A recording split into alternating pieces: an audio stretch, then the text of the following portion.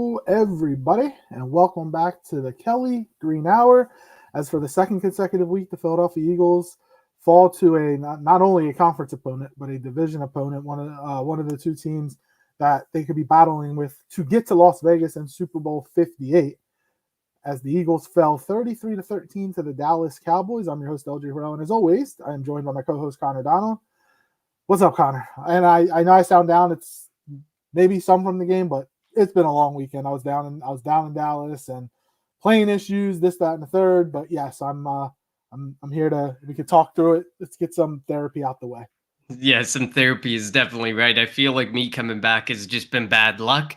But now, I mean, things can't get any worse with these next 4 games. I pray, because if they get worse, it's going to be bad. It's going to be bad. And I mean, it's been therapy is a good word for it, because I've been over checking out, Twitter and Facebook, and it is a dangerous place to be right now with this Eagles team, and nobody is outside of the peripherals of people for taking blame for this week. There's going to be the people on the defense side, the offense side. There's people on the Howie side. There's people on the Brian Johnson, the Nick Sirianni, the Sean Desai. I don't think anybody is without blame. So, yeah, let's get into it, El, because I'm sure we got a lot to talk about. Yep, but before we do jump into it, as always, follow us on Twitter at Kelly Green Hour. Follow Connor on Twitter at Connor10. Follow me on Twitter at LJ Harrell54. And follow Edge of Philly Sports on Twitter, YouTube, and Facebook at Edge of Philly Sports. And if you're joining us live, let us know your thoughts on the game from this past Sunday night, the 33-13 loss to the Dallas Cowboys. Look, I think if coming into the season, we all talked about this stretch, this just gigantic stretch of games the Eagles had.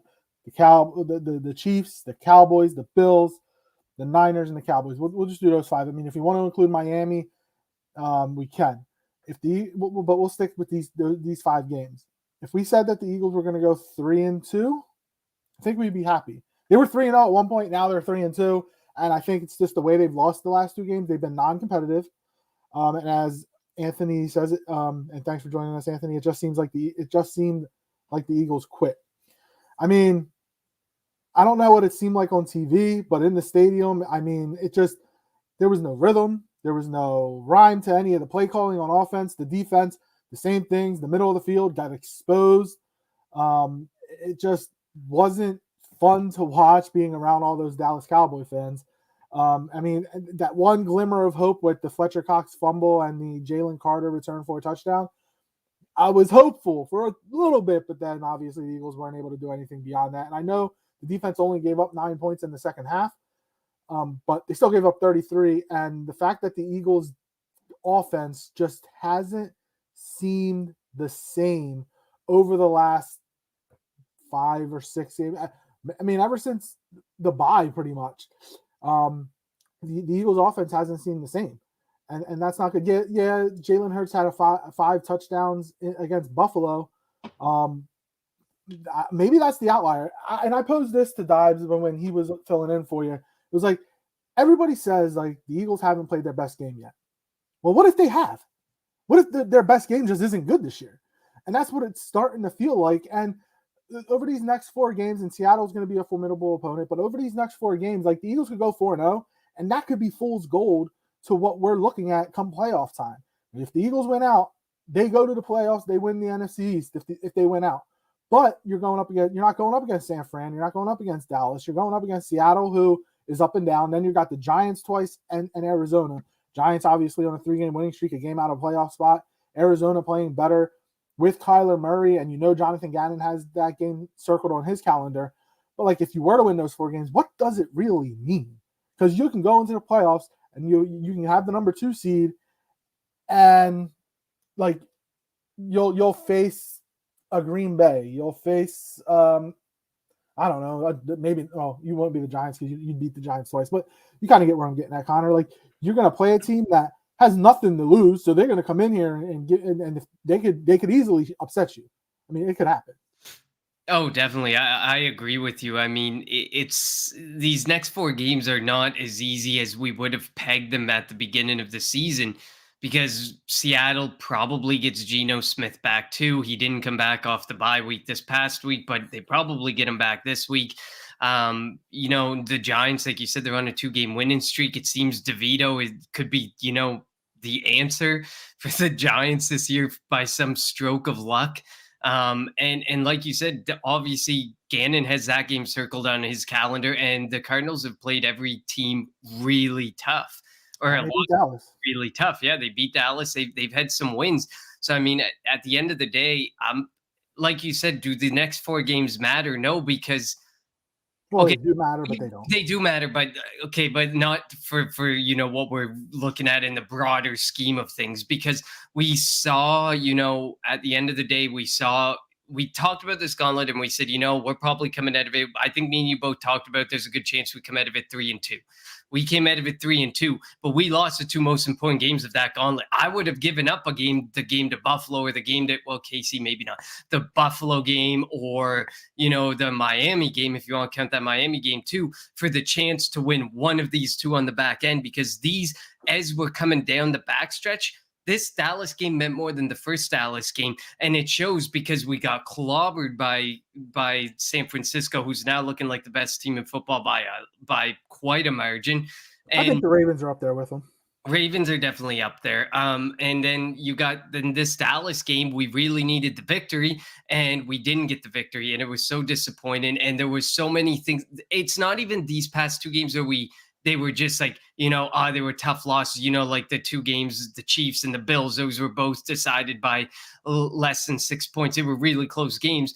It wasn't like that. We were completely and utterly exposed on so many different levels. The defense has been getting exposed. It got completely, the barn doors blowing off.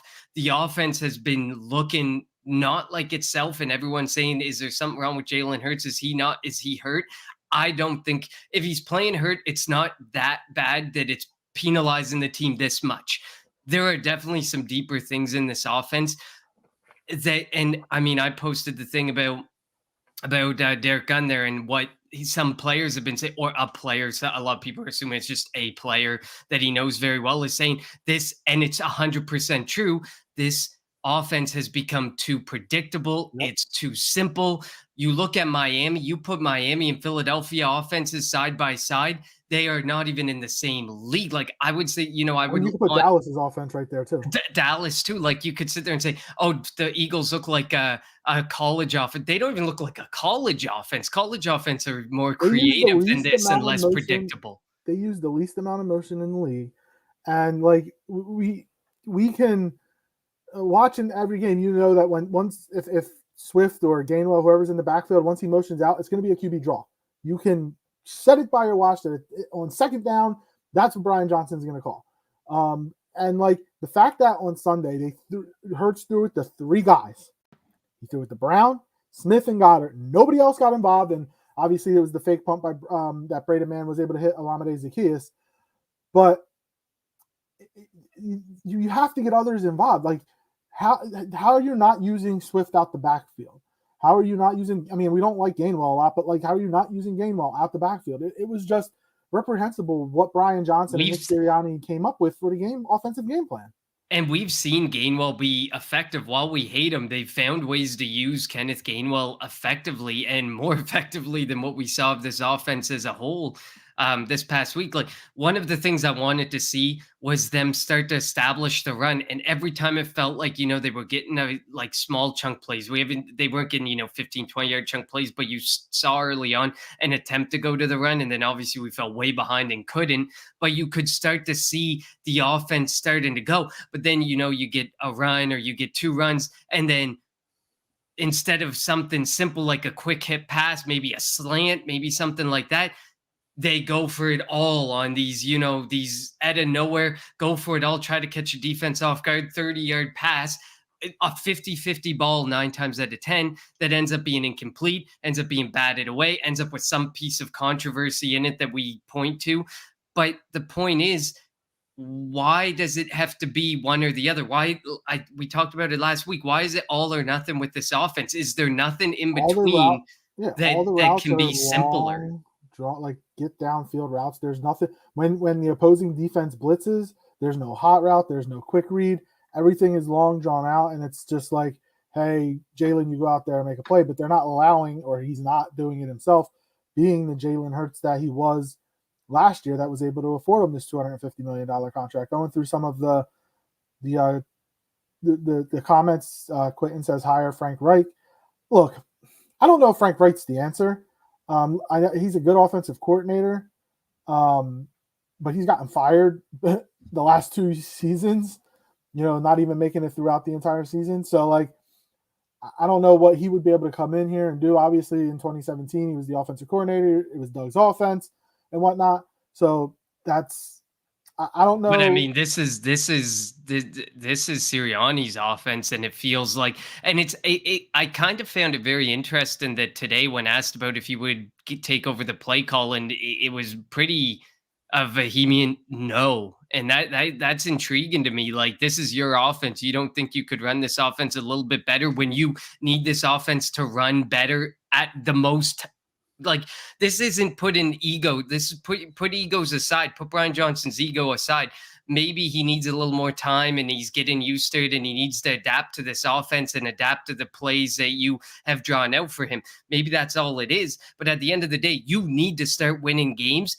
And these games don't just need to be like, you can't go in and win these games by 6 points or less. These have to be dominant victories, because these are supposed to be dominant victories compared to some of the games that we've played this season. So if the way to win these games and win these vital games come playoff time is taking over the play calling, is it not something that you should at least consider and not just throw out the door immediately like he's kind of doing? I don't know. Something needs to be done, because it's not nepotism per se, but like, Jalen Hurts wanted Brian Johnson to be the offensive coordinator. And obviously losing Shane Steichen, we're seeing what it means, and what Steichen's doing with Indianapolis too, with a backup quarterback in Gardner Minshew. Like, their offense is created. They use a lot of motion. So obviously it wasn't Steichen last year.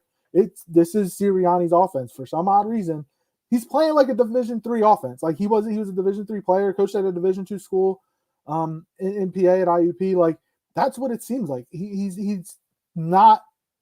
doing a bunch of elementary stuff on offense, or putting a bunch of elementary stuff together. And it worked last year, but for some reason it's not working this year. Going through more of the comments, Mr. Crockpot says, I have been trying so hard to staying objective with the team, but my goodness, these last 2 weeks have been brutal. You're not lying. You needed one of the games to be respectable, and instead they were both 3-score games plus. Mm-hmm. They were just multi-score games. And okay, you could have accepted, because San Fran's on a roll, take that beat down and move on. But the loss to Dallas by 20 points, that's just no. One of these had to be closer. I'm not putting it on the schedule makers or whatever, but San Fran had a 10-day break. Dallas was on the 3rd straight home game, and then on the 10-day break. Like, the schedule makers didn't do the Eagles any justice with this gauntlet of games. And the Eagles, physical game against the Bills, or physical game against Dallas, physical against the Chiefs, physical against the Bills, physical against the Niners, like a bunch of physical games. And like, we've seen them get beat up. Like, Reed Blankenship got beat up on Sunday. And like, again, teams are exposing the middle of the field. Nick Morrow cannot be out there. Look, I get it that Shaq Leonard, he played 14 plays, I think.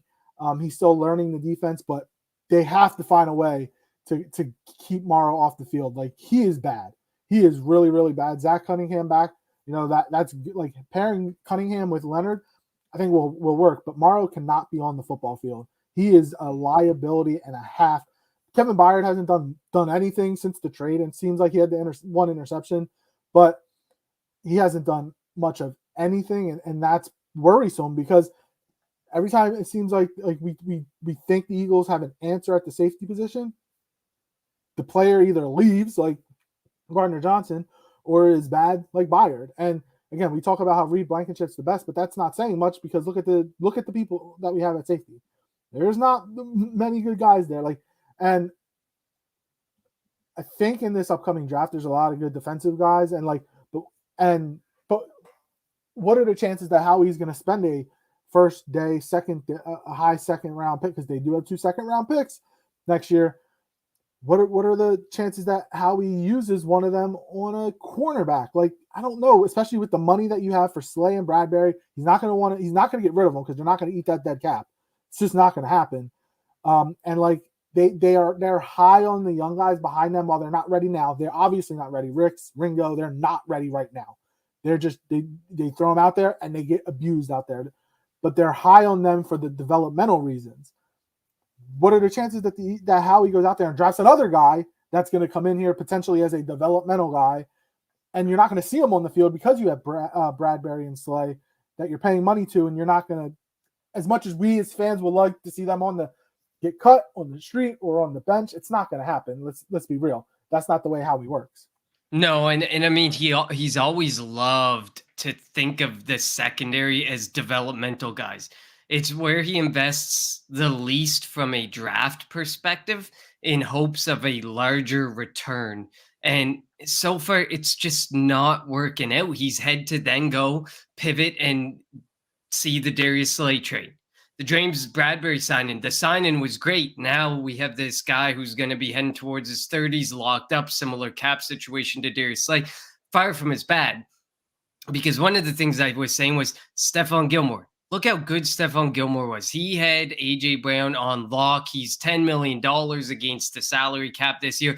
And then if he so chooses to return, they renegotiate the deal. And guess what? He has zero dead cap.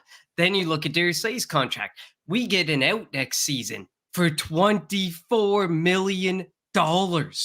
So even you're out in his age at the end of his, I think he'll be going on age 35 season. You're out on that season is still $24 million of dead money.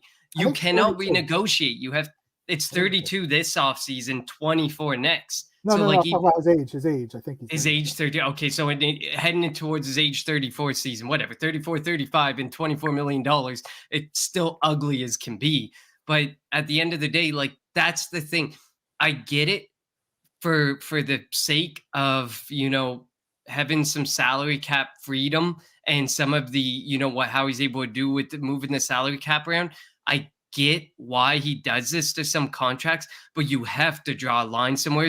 And we talked about it a few weeks back before I was off. And I think we talked about when I returned last week, the Darius Slay extension was an unnecessary and very poor move this offseason. Probably the worst move that was made this offseason was to extend Darius Slay when you didn't have to extend Darius Slay. And now you have all this money piled up based on how he performed the year prior. I get it. He had an amazing year. But how many cornerbacks are you sitting there in their age 31 season and they're having this huge breakout year, one of the best years of their career, and you're like, this man deserves another extension? Bradbury or Slay wasn't the issue on Sunday defensively. He wasn't the issue, but like, it exemplifies some things when you see Stephon Gilmore do what he was doing for I blame AJ Brown for that. AJ Brown called Stephon Gilmore old before the game, and Gilmore took that to heart, and he went out there and proved that he's not. He still has game. And then he fumbled, and then he had that really bad drop. It was a tough catch, but it was a spot on pass by Jalen Hurts that he dropped. So you can put the bit on that. Going through some more of these, Mr. Crockpot says zero doubt that they lose to Seattle if they play the same game next week. That's very true. If they play like they have the last 2 weeks, it'll be the third straight loss. I think we should give Matty B his time on the air this one time. Stop with the excuses. They're not a championship team. It's okay to say it. The truth will set you free. They're not a championship team right now. The way they're playing, they're not. But as I'm going to go down to a couple, Michael Papernick, and I apologize if I've mispronounced your name. The 49ers lost 3 games in a row against the Browns, Vikings, and Bengals, but nobody talks about that runs of losses now. The Eagles lost 2 in a row badly, but they can turn the ship around. Also, like, the Eagles aren't missing anybody right now, right? But the Niners were missing Trent Williams and Debo, and again, I'm not using excuses. I'm not using injuries as an excuse, but that's what Niners fans can say. They can say, well, we lost those 3 games because we didn't have player X, Y, and Z. But you see what happens when we have. But apparently they have the MVP. Everybody's crying that Brock Purdy's the MVP, even though the 3 games without key guys like Trent Williams or Debo Samuel, were their Well, before 3 he got hurt losses. yesterday, I was going to say Tyreek Hill's the MVP. That's who my MVP would be. I mean, Tyreek Hill, I mean, if he can continue the pace in some way, shape, or form and still get to 2,000 yards, I mean, that's It's hard to ignore. Anthony says, I say this: the next four games, Eagles are losing to Arizona, Seattle, Giants 2 times, and the problem is the Eagles are stopping running the ball, and Hurts keeps throwing all around and forget they have a running back until the fourth quarter, and that's way too late. I blame Hurts because he's just focusing on AJ Brown. They don't call, at least it doesn't seem like they don't call running plays. Like Brian Johnson is infatuated with the passing game, and I don't get it. And the whole he focuses on AJ Brown. There have been multiple games where Devontae Smith has had higher or had more targets and than AJ Brown. It just seems like that just because his numbers. He had that stretch where he had 125 yards plus receiving 5 straight games, or 6 straight games, whatever it was. And he has more catches right now than Devontae. But I do think that, again, they threw it to 3 receivers on Sunday. Where was OZ? Where was Swift out the backfield? Gainwell out the backfield? I mean, we don't like Quez Watkins. And since he's come back off injury, he hasn't done anything. Like, stretch the field with him at least. Let him run down the field, maybe throw it up, get a pass interference. Because, I mean, the refs want to call a pass interference on BS calls on Slay. Maybe you can get one called on the opposing team. Like, they have to figure it out. The offense is sputtering so much. It's frustrating to watch week in and week out. And here, Michael says, I've been saying for weeks, Eagles need to run the ball. I say it every week. I think everybody's been screaming it from the bench. So we've talked on the show and we've said you're running too much. But now they've gone to the complete opposite side. And like LJ was one last year, was like, well, running the ball isn't going to win you championships. Like we were people saying that throughout parts of last year and through the early parts of this year. And now you look at it and it's like, but you have to have a run game. We have won the most games when we control time of possession. We didn't control time. We controlled time of possession against San Fran when I look back, but how much of that was just trying to run the clock down, trying to get scores and stuff. And then this game, we got demolished in time of possession. In the Chiefs game and the Bengals game, I think we got beat pretty badly in time of possession as well. We were lucky to get out with those wins, but we are not controlling time of possession. And some of our wins have come because we've had those games where we've controlled time of possession. And while the Matty B's of the world would say those are lucky wins or ugly wins, wins are wins. And at this point, a win in one of these 2 games, we would have taken over the losses that we got. The issue now becomes we fall behind so fast that we can't even turn to the run right now. And we can only turn to the run on the first drive or 2, and then you're already behind by enough that you can't go to the run for extended periods of times, which the Eagles need to. The crazy part about the offense, though, is they move the ball. It's just they turn it over and over again. Again, 3 like Jalen, the first drive fumble, they were moving the ball. They got the ball inside the 20. Jalen fumbles it. The Eagles averaged 6.2 yards per play against Dallas. 6.2 yards per play. That should be good enough to put more than 13 points on the board, but they weren't able to because they continue to turn the ball over. 3 fumbles is not good enough. And then 2 of them in the red zone. The one thing that the Eagles pride themselves on is time of possession. 36 minutes and 36 seconds for Dallas, 23 minutes and 24 seconds for the Eagles. You're gonna lose the game if you cannot. It felt like a Chip Kelly coached game. Yeah, when you have your offense, your defense out there for 74 plays, there are not many defenses that are going to make it as many stops as they were asked to make. The total drives were 9-9. You guys had the same amount of drives, yet Dallas had 74 total plays and had the control of the ball for 36 minutes. What is a defense supposed to do after a while when this is happening? Because I know, as soon as the game ended, there was a lot of flack thrown at the defense. And I said this to you before we came on the air. I said this in a group chat with the rest of the EOP guys. If you went into this game expecting to not give up at least 21 points, you were being delusional.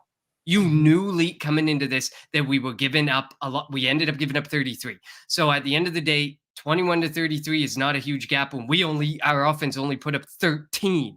So the point being, there's a lot of flack being thrown at them. Yes, they gave up a lot of points and it got ugly really quickly. But when the first points scored by your offense aren't until the second quarter of the game and they're 2 field goals, what are they supposed to do?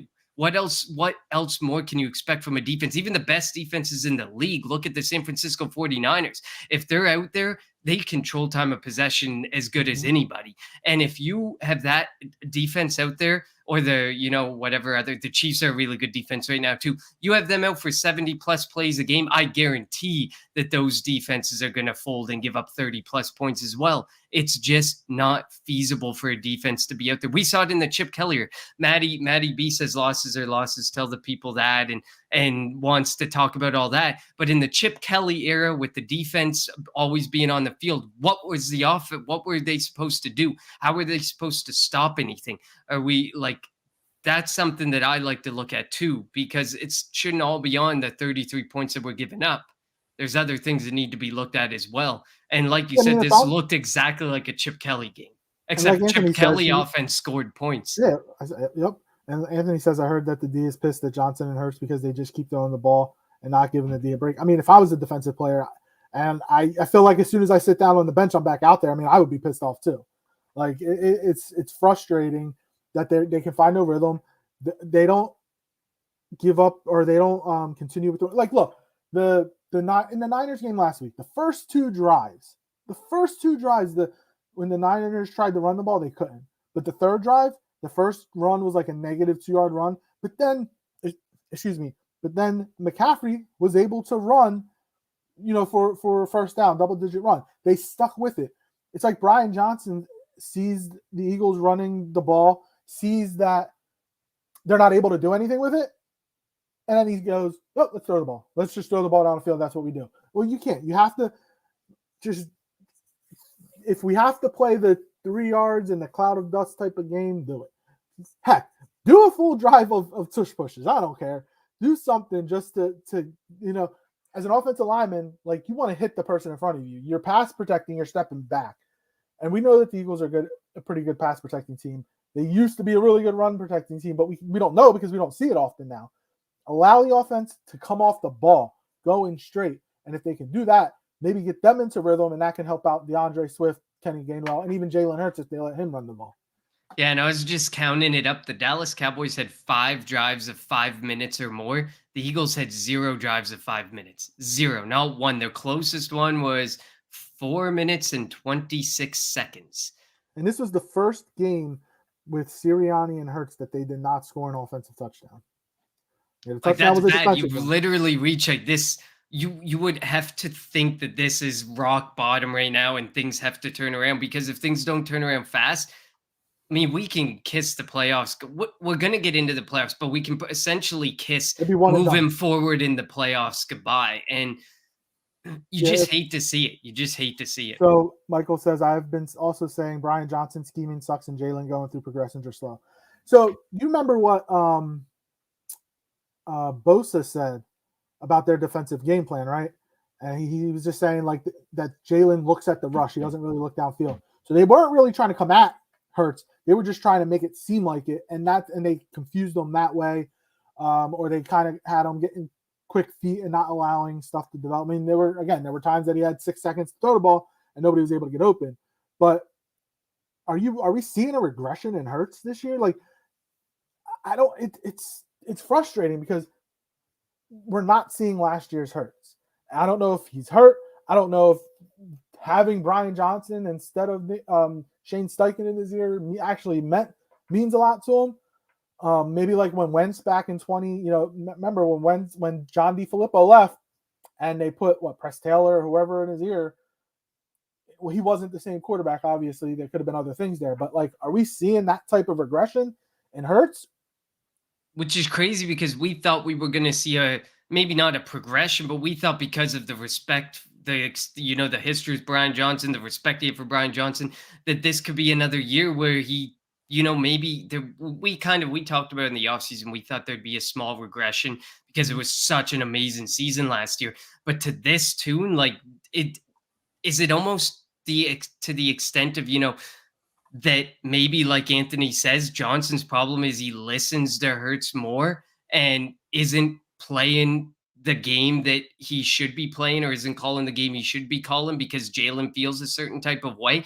Could it be that it's not just the whole respect thing between the two of them, but that Hurts knows he can control Johnson and does that? Like, I mean, we talk about could it be an injury, but there could be other things like this. It could be just as much as people thought Johnson was going to be this really good thing for Jalen Hurts. We can speak in the opposite direction of saying Jalen Hurts is taking advantage of Johnson in this situation because of the past that they have and the history that they have together. And I mean, I think it's a great point by Anthony, and it's something that definitely can be considered because everything about this offense is not looking right. Yeah. Nothing about it. Nothing looks anything like last year. And if we're saying Nick Sirianni was the one who designed that offense, and that what the only difference between that offense this year and last year is the play caller, well, Mhm. what about the play caller? Was it that Shane Steichen or that Hurts respected Shane Steichen more, or listened to Shane Steichen more, or liked the play call more? And Jalen Hurts is just trying to take over the offense and do it all himself. Because if it's that, something has to change really quickly. And you got to get like we talked about a little bit earlier. Maybe you really have to get the play calling into Nick Sirianni's hands and let him try and run this offense, and don't let somebody be run by your quarterback. It I might don't not know. be true, but it's something a proposition that kind of makes sense. Michael says the Eagles hiding an injury is nothing new. Remember Alshon Jeffrey and shoulder in 2017. Did they hide that? Like, obviously we didn't know anything about it, but he was able to play. Like he had no issue with he played every game and had that spectacular touchdown in the Super Bowl.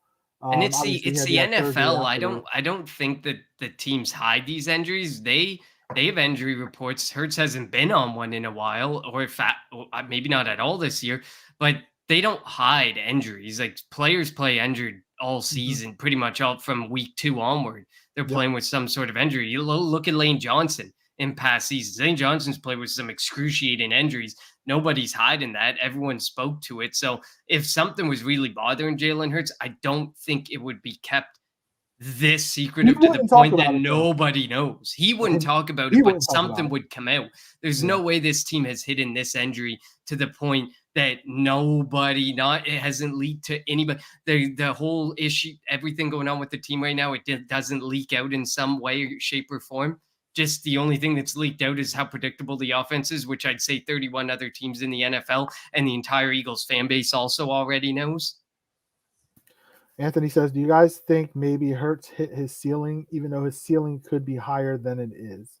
I do feel like that the expectations for him this year were unreal. Like, we put after last year, after that unreal, rocket that he took, that we put really unrealistic expectations on him.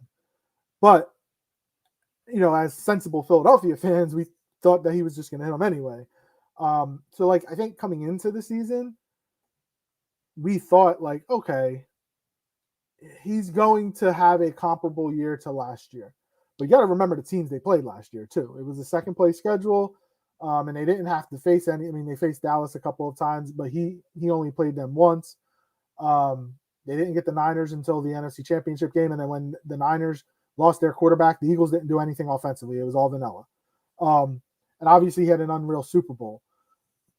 So coming and then getting that contract coming into this year, it was the Jalen Hurts show. Maybe we kind of did put some unrealistic, like, dude, if you don't win the MVP this year, it's going to be a failure of a season type of expectations on him, which I think is unfair. I agree. I mean, we talked about it through the offseason that we should expect some regression. Now, has he regressed more than we expect? I think he's regressed more than I expected.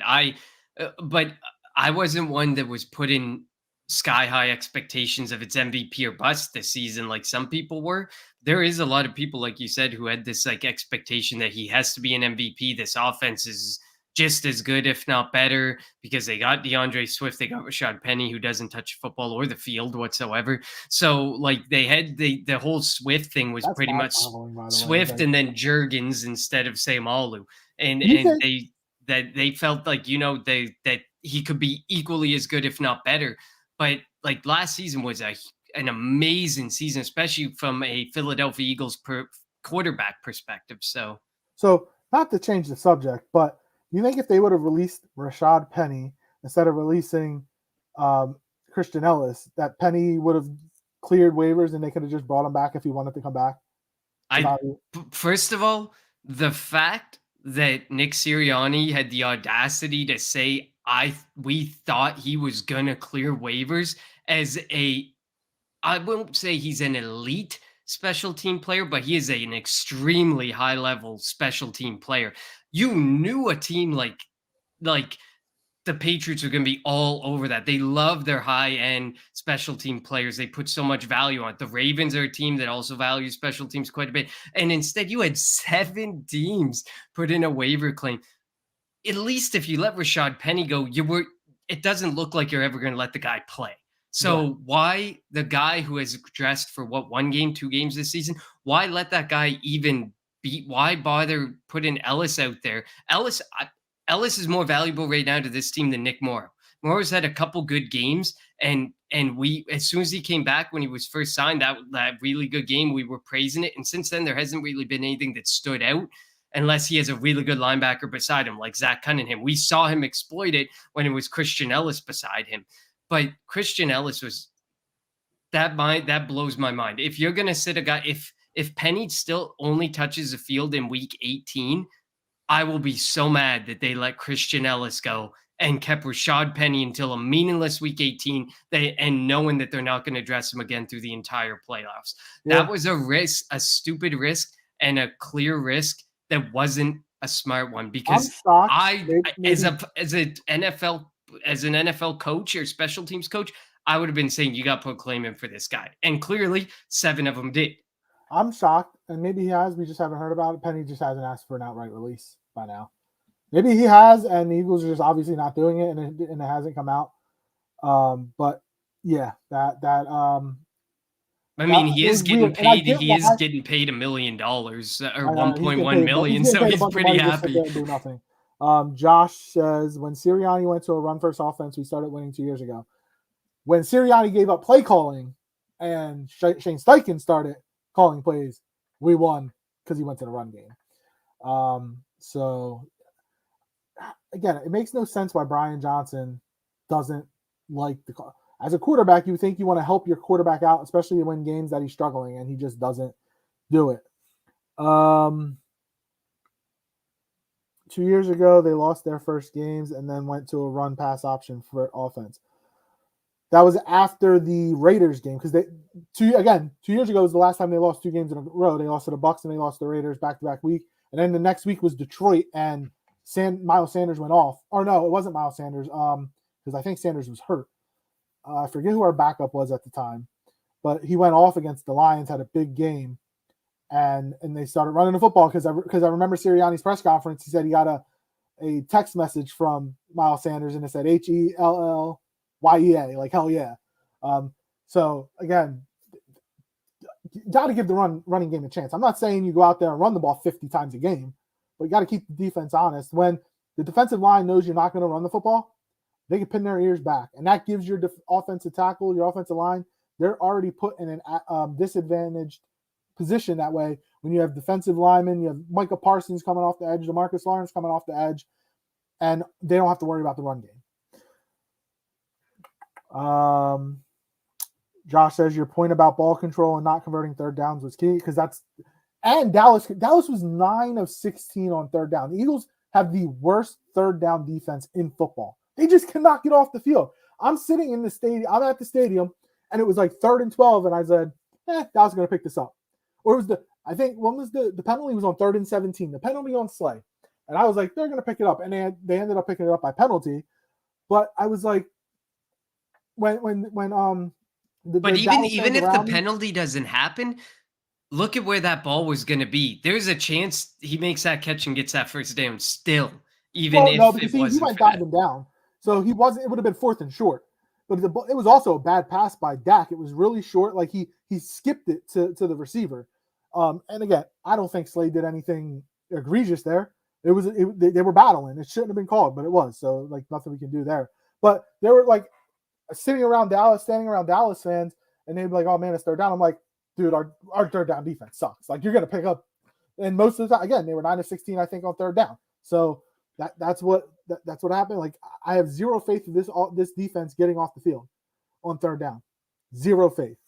No, neither do I. It's frustrating to watch, especially when just like you said, the yards per play and stuff. They're not creating these huge plays, like they're not getting these massive chunk plays, but they don't have to because they're just taking what the defense is giving them. And this defense is a part of me feels like when you look at Sean Desai, is it the guy's just trying to do his best with what he's got, or is he truly not a good play caller? He's genuinely respected, extremely highly respected and regarded throughout the league. So I don't think it's just his play calling. I genuinely believe he's doing his best with certain players and in certain circumstances. The safeties are not that good. Reed Blankenship's been pretty good, but they're not that good.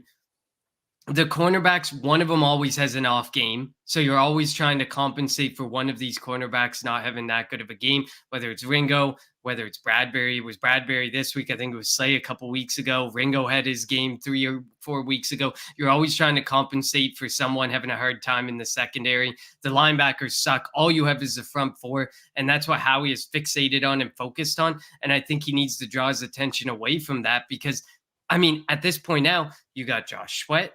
You got Nolan Smith, you got Hassan Reddick, you got Jalen Carter, you got Joan Davis. You got the young youth you need. You need to look elsewhere. I think the Eagles getting 70 sacks last year was bad. Was bad because now everybody expects them to go out there and have a high rate of sacks again this year, which isn't going to happen because quarterbacks want to come out and get rid of the football quickly, and they're able to, especially over the middle of the field, or especially on 3rd and 7, or 3rd and 5. The Eagles the corners are playing 7 to 10 yards off. Like, and all you have to do is do a quick hitch, do a comeback, get past the line, turn around, and there you go. And again, Mike, you say the Eagles had Fangio and should have tried to keep him.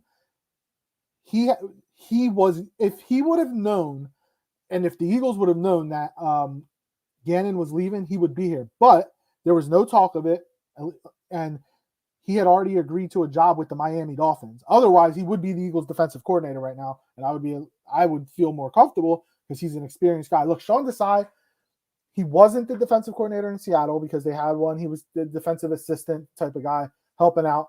His last time he was the defensive coordinator was it 1 or 2 years or in Chicago, I think. Mm-hmm. So, and his defense was just okay there. Now I don't know the type of players they have. I can't remember. I mean, I don't remember. It was an okay defense, but similar to this. Was there, and Roquan Smith was there. He had players, and again, they were just like an okay defense. But this defense can't get off the field on 3rd down. Doesn't create many turnovers. Yes, they had the fumble return for a touchdown on Sunday. Definitely doesn't pick the ball off at all. And they started off. We'll get to that question. They started off really good against the run, and now they can't stop anybody. Like they were the number 1 rush defense for the first 5-6 weeks of the season, only giving up 60-something yards, and now teams are rushing for over 130 on them. So that's not good. Like they have to figure that out. Josh, with a great question, would you want experienced coordinators next year or keep Johnson and Desai? I think they're going to do, they're going to keep them. Remember all the talk, how they were all high up on the coaching hire, potential coaching hires? That's not happening. Definitely not happening this year. So I think they're going to keep him. I don't see Sirianni as a guy to be a one-and-done type of guy. He gave Michael Clay chance after chance, and Michael Clay, special teams is the best unit on the team. Like, it's amazing. So he's going to give Johnson and Desai a chance. Would they bring in a consultant? They brought in Marcus Brady last year, and I believe he's still there. They brought in Vic Fangio last year. Obviously, he moved on. I think they might bring in a consultant, but the coordinators will still be Johnson and Desai unless they get coaching jobs, which I don't think they will. What are your thoughts, Connor? Agreed. I think that they're going to be interviewed. Sean Desai's been interviewed before for coordinator, and they're minority candidates. That's a huge. So they're definitely going to get interviews. They're going to get opportunities. There's still Johnson and Desai, while they haven't had good seasons, are still going to be highly regarded. One bad season does not knock you down the ladder that much. They're going to be interviewed. They're going to be given their opportunities. If you let just Johnson or Desai go, they're going to get nabbed up so fast for a coordinator role. Like, they're not going to let them go. These are highly regarded guys. And like you said, minority candidates, that plays into the favor of Howie Roseman and draft picks down the road, especially because he knows if we give them another year, and we always usually the second year they improve, they get better. And that's when, job opportunities come up or more interviews happen and they get the job. So they're definitely sticking with Johnson and Desai. There's no way they move on from the two of them. And Sierra, I agree with you. Sierra is not a one and done guy. He's going to give these guys an opportunity, and he's seen what they're capable of. Desai's had good games. Johnson said, okay games. There's been some good games. I mean, you're gonna end up leaving this season as I would say an 11 to 13 win team. You are not moving on from your coordinators with 11 to 13 wins. It just isn't happening. Anthony says, if I was the Eagles, I would have gotten Rod Woodson. I don't think who's ever been a defensive coordinator in the NFL, or Greg Williams to be the DC. I think Greg Williams might be blackballed in the NFL after the Saints. And I think Eric Bieniemy is going to be the head coach of Washington next year. I think he's going to be the head coach next year. I think he also wants to run his own offense. This is Sirianni's offense. He would have never come to the Eagles. It was always going to be Brian Johnson on the offensive side. I think the defensive side, again, that could have been different. And he's not just Bieniemy's not just an offensive coordinator. Like, he got this fancy title to go with it. He's essentially like Ron Rivera's right-hand man for offense. And the direction the Commanders are going, Bieniemy's likely getting that job when Rivera is gone, which he should be. Michael says, we'll bring in Rex Ryan and Frank Reich as consultant. I think Rex Ryan still thinks he has a chance to be a defensive coordinator. He almost got the job with the Broncos. So, and I don't know. Have you watched Sunday NFL Countdown on with Rex Ryan? He really has a thing against the Eagles, and I wonder if it's because the Eagles fired his dad. I don't know. He definitely does have something against the Eagles.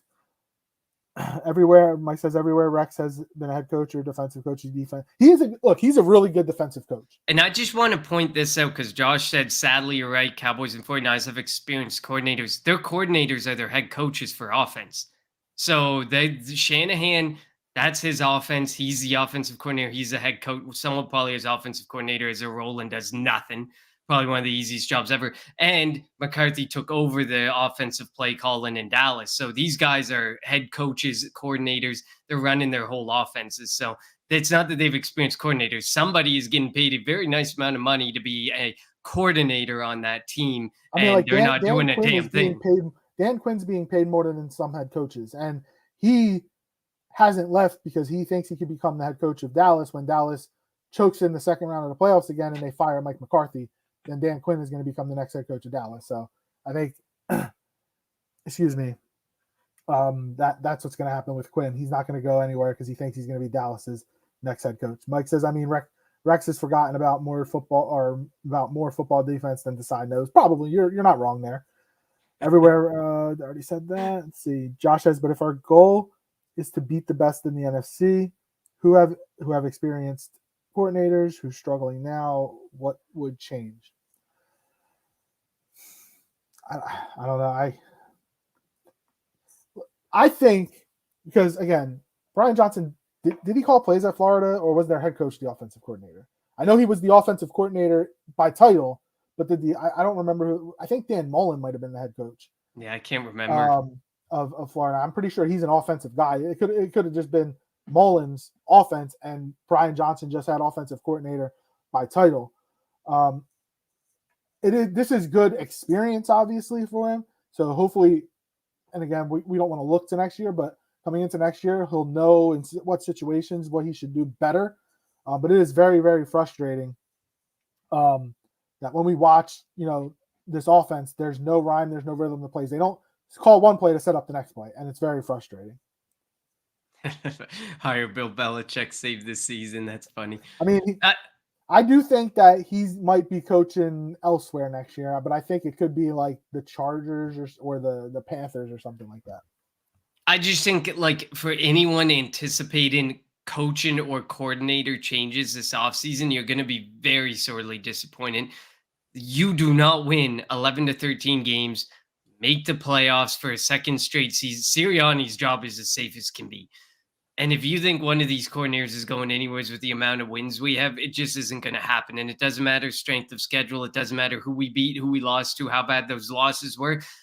None of these losses were to the egregious extent. Like if we lose out, okay, we have a conversation.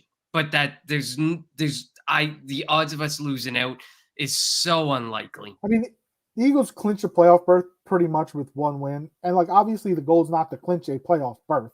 The goal is to win the NFC East, get back to the Super Bowl, to win the Super Bowl this time. But like when you look at it, if you're the number 1 seed, there's the potential of having to play Dallas in the divisional round, and San Francisco in the NFC Championship game before the Super Bowl. If you're the number 2 seed though, you get the likes of Green Bay, Atlanta. Well, you wouldn't get Atlanta or Tampa, you won't get any of the because South teams, but like I don't know. I'm trying to think of a team like we'll say Green Bay, and then you wouldn't get Dallas would then go to San Francisco, and you would get Detroit, say round 2. And the way Detroit's playing right now, I mean that might be the better. That might be if the Eagles were to win the division, because if the Eagles win out, they win the division. But if the Niners win out, they get the number 1 seed. The Eagles get the number 2 seed. Would you rather go number 1 seed and then have to face Dallas, San Francisco, or get the number 2 seed and face Green Bay, Detroit, both at home, and then have to go to say San Francisco? Like, which obviously you want to play less games, but if you're looking at those teams, maybe getting the number 2 seed might not be that bad at all. Josh, we are a wild card team right now, but the way everything plays out, the odds are way better that we end up winning the NFC East because we own the tiebreaker. The same record, the Eagles win the division because they have less NFC losses. They would have the same division record most likely, and then the Eagles would have a better conference record because they split. So I guess we talked a lot of everything but avoided this football game, which rightfully so. But is there anything you want to talk about regarding the game before we wrap? We're just thinking they might. Somebody's just spitballing. Yeah, we're just spitballing. They're really bad, and they need to stop Bill Belichick from being able to draft for sure. But I didn't mean to cut you off, Connor. Go ahead. No, I was just thinking, like, I mean, is there anything more to add to the game before we move on to, our unheralded player, a little happier segment? I kind of want to talk about my experience, like, going to AT&T Stadium, being in Dallas. Yes, please do so, because that was so cool. So for anyone joining who does not know, LJ went down with his father, who's a Cowboys fan, to Dallas to watch the game. So he was there live. So while it may not have looked as ugly live as it did on TV, he did get to experience, Jerry World and all this stuff. I personally, it's a beautiful stadium. I'll give them that. I like the seating at the Link better. So the seating, and I know you haven't been to the Link yet, Connor. We got to get you to a game. That's for damn sure. The seating at the Link, the seats feel like they're on top of the stadium, on top of the field. But the seats at Jerry World, they kind of bow out, if that makes sense. So you're not on top of the field. So, here's the field. At the Link, the seats, they kind of go up. So, like, you're over top. The players can hear everything. And there's 100,000 people at AT&T Stadium. You can hear everything, but the seats kind of bow out, if that makes any sense. So, it does make sense. It's kind of weird because most stadiums aren't built that way anymore. You maximize your seating by going up, like out a bit and up, but and I saw some pictures you posted too. It did look like, I mean, you were at like the top of the first section and it felt like you were miles away from, in one of your pictures, it felt like you were miles away from the football stadium, but you were only like 30, 40 rows back. And that screen is huge as hell. Like it is big. Like you can see everything you clear. So like, again, this is a tradition that me and my dad like want to try to do every year now. For the foreseeable future, when the schedule comes out, plan this trip to Dallas to watch the Eagles. And I've been to Eagles Cowboys at the Link. I loved it. Obviously, the Eagles won the game that I went to at the Link, and they lost this one. But yeah, like, dude, the stadium is huge. It's a nice area. And again, every fan base, and it's not just Philadelphia, for all the haters out there that say that want to give Eagles fans a bad rep and how they want to shit on other fans. Dallas fans do the same thing. Niners fans do the same thing. Giants, if there are Giants fans, they do the same. Like, every fan base does it. But like, walking into the stadium, I don't know. Have you ever seen the video when they open the doors at Jerry World and people run to get their standing room? The only seats? Thanksgiving videos, yeah. That's a It's legit usually thing. Thanksgiving. Well, no, it's an every game thing for them. So we were standing in line, like, and as soon as they opened the door, so the game started at 7:20 there because it's in the Central Time Zone, and at 5:00 or 5:15, whatever it was, they opened the doors, and man, when I tell you, everybody's running into the stadium to get their spot. It's insane. And the one thing I find weird though, so in a lot of stadiums, you can walk around it. Just walk around, whether it's the lower section, like in the concourse area, you can walk around. Well, there, on each side, they have club areas. You can't walk in the club area. So if I wanted to get from one end zone to the other end zone, you have to go up 4 flights and take an escalator up 4 flights, walk across, take an escalator 4 flights down. And the guy, one of the security supervisors or whatever, was saying, when the building's empty, it takes 5 minutes to do that. But obviously there were 90,000 people there, and he's like, yeah, it's going to take like 15 to 20 minutes to do that. It was crazy. It was insane. And again, like, if you have the opportunity to make a trip, I would obviously, number one, go to the link to watch the Eagles play. But I've been to MetLife Stadium. Now I've been to AT&T Stadium. If the Washington football team ever gets a new stadium, I'll go to that. I'm not going to that crap hole they have right now. But like, I would like to go to Baltimore eventually. But yeah, I would definitely suggest it was a fun experience. It was funny though. So we were, after the game, we were like just waiting, and this Cowboy fan came up and he was talking trash, and I was like, yeah, it is what it is. You can talk trash, you won. Then he asked, so like, who would you rather have at quarterback, Dak or Jalen? Before I could answer, my dad, the Cowboys fan, answered. You know who he said? Jalen. And he said because Dak's not consistent. He's playing consistent now, but Jalen is a better, like, Jalen's been to the Super Bowl. Jalen's has been more consistent in his couple of years. And this guy was like, oh, you got to be kidding me. And I was like, I sat there, I was like, I didn't even have to answer the question. Like, I'm the Eagles fan. Of course, I'm going to say, I was going to say Jalen because you're not. And I even told, I was like, if the Eagles had Dak last year, they don't go to the Super Bowl. They don't sniff the Super Bowl with Dak. But if Jalen's the Dallas quarterback, Jalen would have taken this Dallas team to the Super Bowl by now. But because they have that underachiever Dak, they're never going to go to a Super Bowl. But yes, to digress, I would suggest, if you have the chance to go to see a game there, do it. It was fun, and I'll probably hopefully go again next year. I do want to go to Baltimore. That stadium looks fun. I want to go to Vegas, and again, the Super Bowl's in Vegas. I would love to go to SoFi, like these new stadiums, because eventually, so the Link's about to hit 20 years old, or it is 20 years old now. Mm. Eagles are going to need a new stadium soon. And the new stadium is probably going to look like these state-of-the-art monsters that they're putting up. 100%. Hopefully not a dome, though. I do not want a dome stadium. I don't know what everybody else thinks. Home field advantage with the elements, it's a thing. The fact that Buffalo is going to have, I know, a retractable roof, I think that's stupid. The Eagles, when they get a new stadium, it better not be dome. That's all I have to say. Sorry. Makes sense. No, I like it. I like it. That I wanted to hear about the experience. I've only ever experienced one football game in America. For anyone listening who does not know, I mean, if you've been listening for the last like 5 years with me and LJ, you would know I am a Canadian. I live in Canada. I live very far away from any of these NFL stadiums. So unfortunately, I don't get the privilege, but the only stadium I've ever saw a game live in is that shithole in Washington. And it is definitely probably not a very good or viable, experience for myself. So I definitely would like to get to some of these stadiums someday for sure. But I mean, Jerry World does look, first of all, they're Quentin. I don't say A. If you listen long enough, you will know I do not say A. I hate that. It is, but a lot of Canadians do say. Tons of Canadians. I would say at least 90% do, but I do not. But yeah, I would like to get down and see some of these football stadiums, but Jerry World does look pretty amazing. We got to get you to the link. So before we go to our final subject, Michael says there's still a lot of football left, and in the NFC there are X amount of teams outside of the Niners, Eagles, Lions, Dallas, all vying for a playoff bid. So these next couple of weeks, no team. You can't. I think there's 11 teams in each conference that are in playoff position right now, and half of them are like below 500 or at it. So yes, you obviously don't have to worry about some of them. Something like that. So yeah, I mean, there's still a lot of games to play.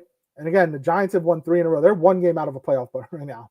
So that game in 2 weeks, when the Eagles host the Giants, like, I don't know who the Giants have this upcoming week. I don't have that. Let's see real quick. The Giants coming up. I'm right here, so they have the Saints. Like, that's a winnable game. They could be on a 4-game winning streak coming to Philly, especially with Saints, Eagles, Rams, and Eagles to finish up. I mean, I think they probably have to win out to get in, but I mean they could at least go 2-2 in that stretch. But the Rams are actually in a playoff position too. The Eagles could see the Rams in the first round of the playoffs. So yeah, there's a lot of teams, a lot of games left to be played, and it's still a tough battle in the NFC.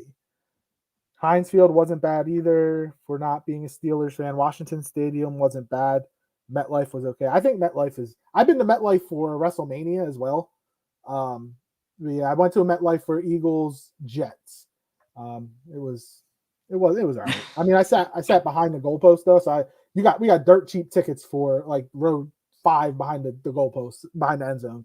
That was because this game's going to be good. 49ers and Ravens is very much a potential Super Bowl preview game. So, I mean, I'm still vying for the Eagles here, but I mean, 49ers and Ravens are probably the 2 best teams in football right now, and there's a big tier between the rest of them.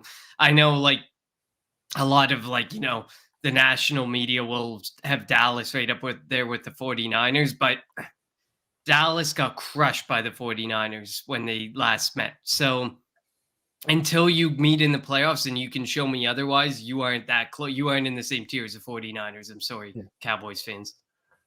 All right. It's good discussion. Let's get to our final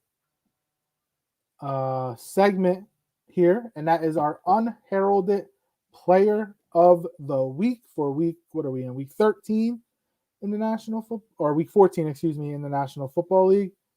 Connor, who's your unheralded player? I was debating 2 quarterbacks this week, and they both were quarterbacking last night. But I ended up going with Tommy DeVito because at the end of the day, I don't really think, you know, the Titans have much of a chance of anything. And when Tommy DeVito took over, the playoff odds for the New York Giants were probably like 25% or less. And now they're actually probably are heading towards 50%, although their strength of schedule says otherwise going the rest of the way. But Tommy DeVito, for me, 17 for 21, 158 yards, a touchdown, and then he went 10 carries for 71 yards.